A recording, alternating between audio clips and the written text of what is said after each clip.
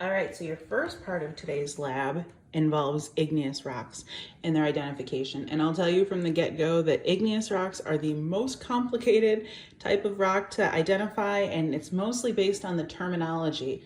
So if you haven't looked at it in a minute, it might make sense for you to kind of go back through some of the terms for igneous rock textures and igneous rock compositions. And I'm going to review them with you here so that you kind of get a handle on it, or at least a refresher. But this is part of the challenge of today for certain. So let's start with igneous textures. So every rock is named based on their texture and their composition. And unfortunately for igneous rocks, there's a lot of very technical terms for both texture and composition, and then also for rock names, so it's a lot. So let's start with texture again. So the appearance of igneous rocks is based on where that rock cools. So if a rock cools on the surface of the earth, it cools quickly, and there's not a lot of time for visible minerals to grow. And if a rock cools inside the earth, where it's warmer, it'll cool slower. And so that provides more time, more cooling time for larger crystals to grow. And so you'll see more visible crystals. So with that in mind, let's look at some of these rocks. So just something that catches my eye right away is this rock. So this rock doesn't have any visible crystals, right? You don't see really any distinct grains. It's also one color. That's also a big clue to you that this rock cooled on the surface. You don't see visible minerals at all. So this rock it cooled extrusively, and it has what's called an aphaneritic texture. So that word part, phan, P-H-A-N, you probably remember from lecture. Phan means visible. So aphan literally means not visible, no visible crystals. And there's a couple samples, in fact, this one right here, that also, for the most part, has no visible crystals. And again, you'll notice that it's one color. This one has a couple visible crystals, but by and large, we're gonna go on the overall composition of the overall appearance of the rock, and that is, for the most part, one color. So those are examples of rocks that cooled at the surface of the earth extrusively. You can get other textures though if you're looking at extrusive rocks. So this rock is a crowd favorite. This, you probably noticed there's all these little holes in this rock. So it is one color also, but then the holes are called vesicles. So this is called vesicular texture. It's also formed when a rock again cools extrusively, and the vesicles form when volcanic gases are escaping from a lava. So if you've ever seen a video of a lava flow and you can see some gases rising from it, that's generating vesicular texture. And you have a couple samples that have vesicular texture in your set. Nope, that one's in the wrong box. Let's see. So then other times you'll have samples that are really just kind of look like fine grained, and sometimes, like you can see on my finger here a little bit, they are just like a little sandy. And it's not actually sand, but you might see sometimes some really just like challenging to identify layering, very subtle layering in this rock. So the sandy business that I was talking about, that's actually volcanic ash. And the texture for this sort of rock, this is also an extrusive rock. This is called pyroclastic texture. So pyro means fire, clastic means fragments. So this literally translates to fragments of fire. And so this is an example of another rock that cooled outside of the earth. The ash falls to the earth and then gets consolidated into a rock. So that is pyroclastic texture. The last extrusive or exclusively extrusive texture we're going to talk about is this one.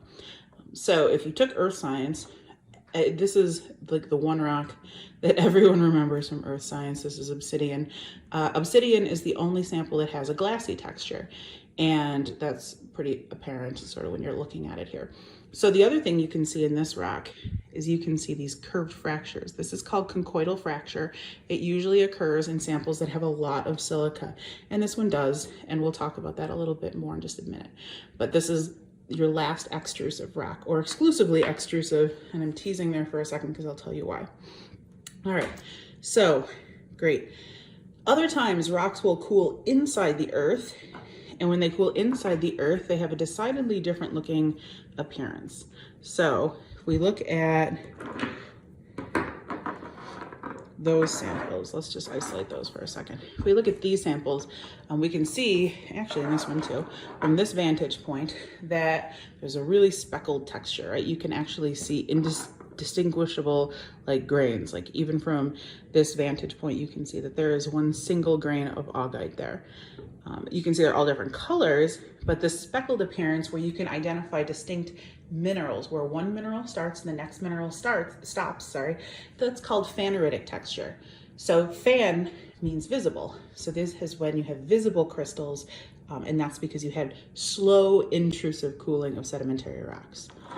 So you have a handful of phaneritic texture rocks, and then you have these sort of others.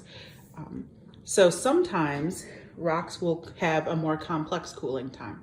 And when that happens, you get rocks that have two distinct grain sizes, and that's called porphyritic texture.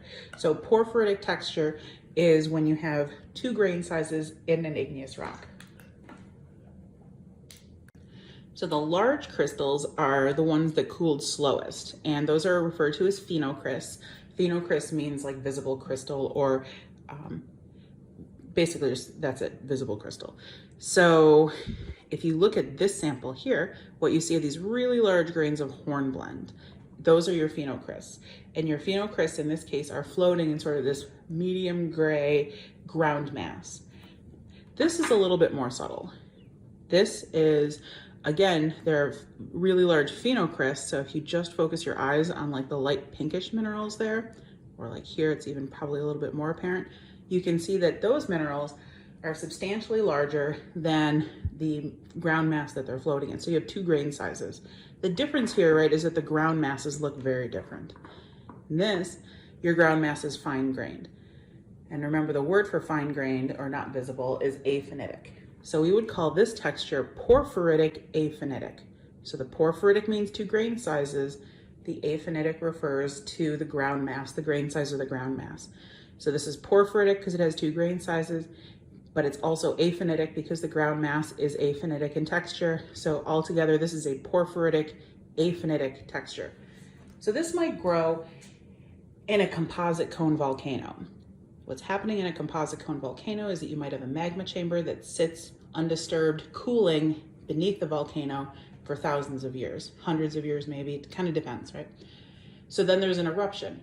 During the slow period of cooling, you have these large phenocrysts that form. Then during the eruption, it cools quickly when it hits the air, so that's when the ground mass cools fast. So this represents slow cooling followed by fast cooling. Now if we look here, you see again that there's two grain sizes, so that means two rates of cooling. But if we look at the ground mass has visible crystals, right? You can identify that there's quartz in this sample. You can identify that there is augite in this sample, and plagioclase, and so on and so forth. And the really large crystals are orthoclase. So because there's two grain sizes, we'd call this porphyritic, but because the ground mass here is composed of visible crystals, we would call the ground mass phaneritic. So altogether, this would be a porphyritic phaneritic texture. So where this might cool in form is if you have a magma chamber that's really deep in the Earth's crust, that's when these big phenocrysts are going to cool. And then the magma chamber migrates to a more shallow depth, but still inside the Earth. And that's where the ground mass cools. So those are the main textures you're going to learn about today. The next challenge is their composition. So let's kind of pull these back together. So the composition of igneous rocks are, the ones you're going to see in lab anyway, are basaltic, andesitic, and granitic. So basaltic minerals are rocks are full of mafic minerals, so rich in iron and magnesium. In general, mafic minerals are going to be darker in color. So I'm going to eliminate obsidian from this discussion, and I'll tell you why in just a second. So if you're looking at this, And I tell you that there are two mafic or basaltic rocks here. Can you identify them? Actually, there's three. That was a trickery, three of them. So that one is an easy one, and that is an easy one. And then this rock is also, these are your dark colored rocks.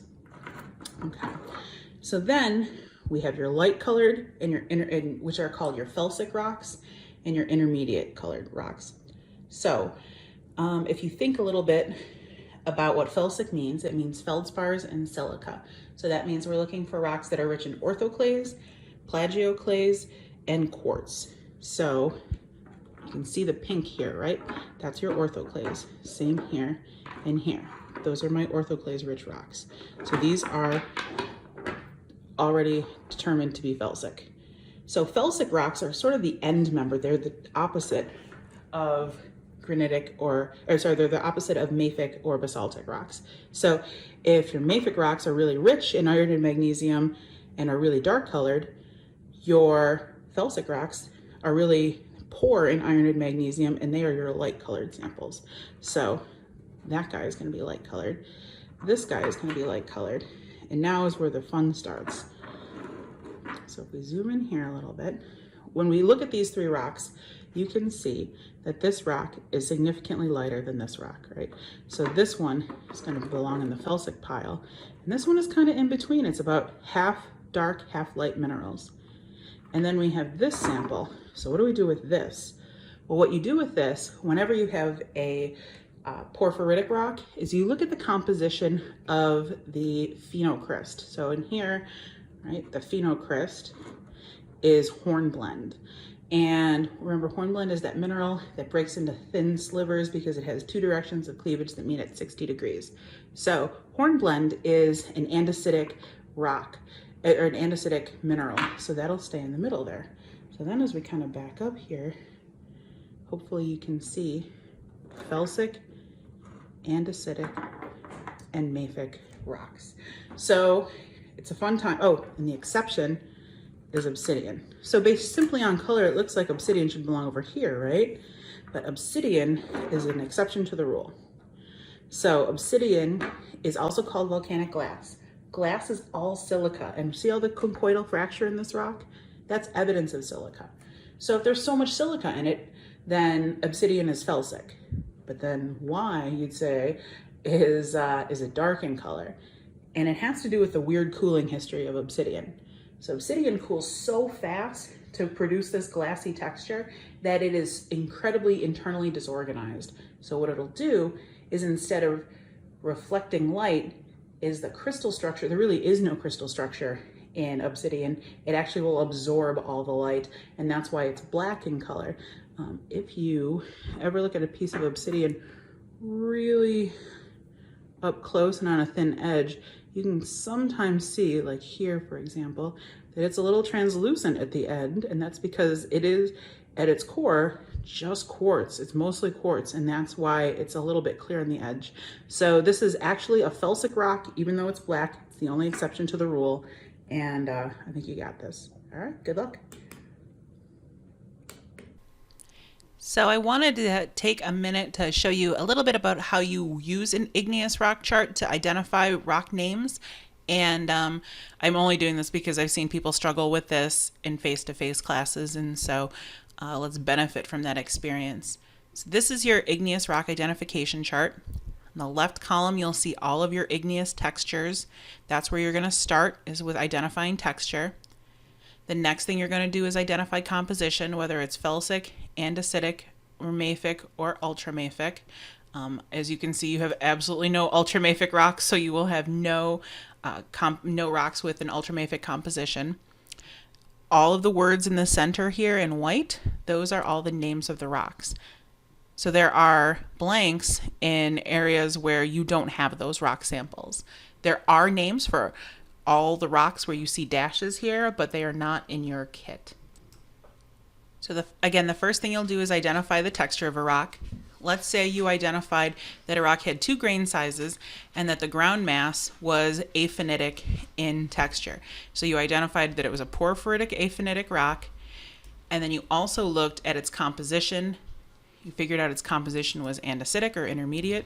Turns out if you have a porphyritic aphaneritic rock, you only have that option, it turns out. So if you determine that it's andesitic and as well as porphyritic aphaneritic, you read over and then you read down.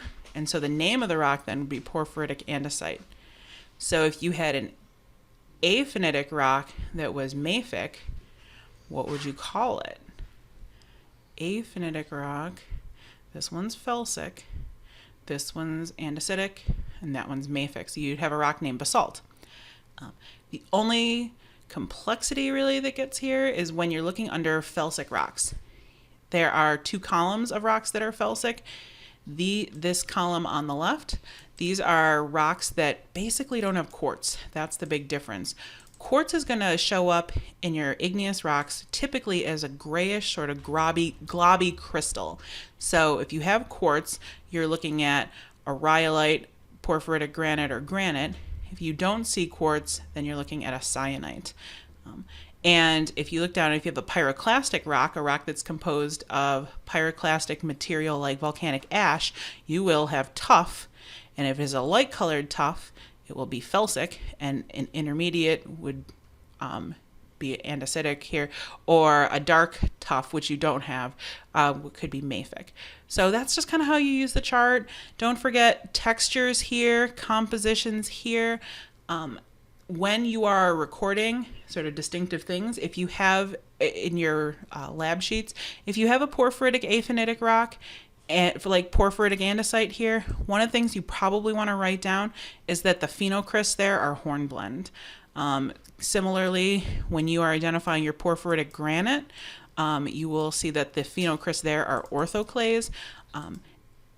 Sometimes this is a useful place to write down if you can see visible minerals, especially if you have a felsic rock and you can identify quartz, then you might want to put that down in your diagnostic features question. All right, that was it. Good luck.